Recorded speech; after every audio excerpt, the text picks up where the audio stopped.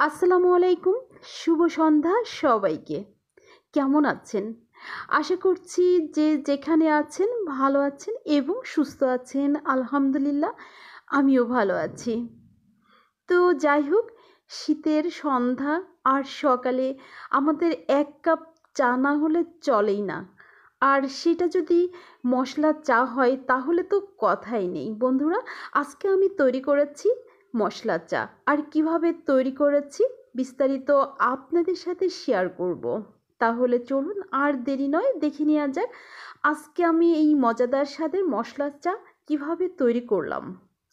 মশলা চা তৈরি করার জন্য আমি প্রথমে পানি দিয়ে দিয়েছি চুলায়। আর দেখতেই পাচ্ছেন এর মধ্যে কিন্তু আমি চিনি দিয়ে দিয়েছি।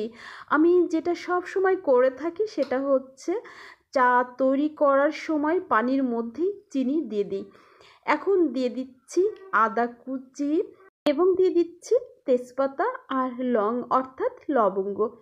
তো যাই হোক, দেখতে পাচ্ছেন আমি লবঙ্গ দিয়ে দিলাম পরিমাণ মতো। এখন যেটা করতে হবে, 5 থেকে 10 মিনিট এই পানিটা আমি খুব ভালো করে ফুটিয়ে নিব।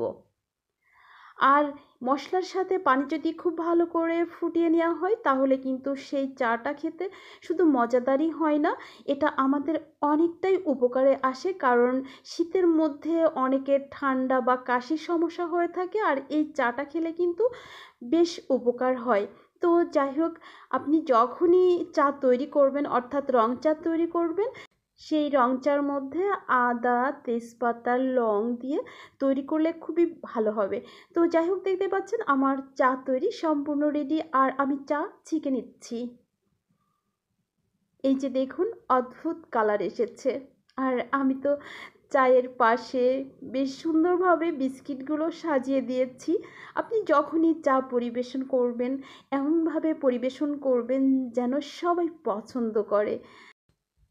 আসলে খাবারটা যাই হোক না কেন পরিবেশনটা সুন্দর হতে হবে, তাহলে কিন্তু দেখবেন সবাই পছন্দ করবে।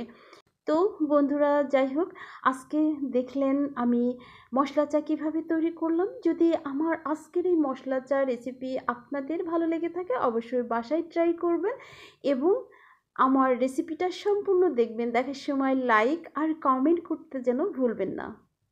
তো আজকের মতো বিদায় নিচ্ছি। আমি নিম্নি, খোদা হাফেজ।